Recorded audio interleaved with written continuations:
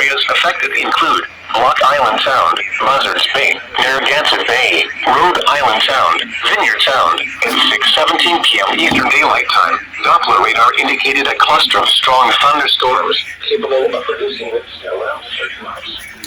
This thunderstorm was located near Point Judith Light, moving northeast at 25 knots.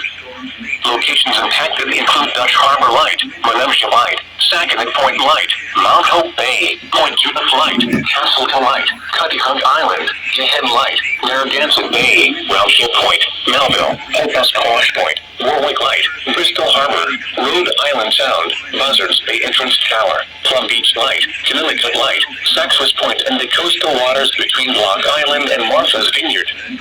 Expect gusty winds to around 30 knots, briefly rough seas, and lightning strikes. Consider heading for safe harbor until the storm passes.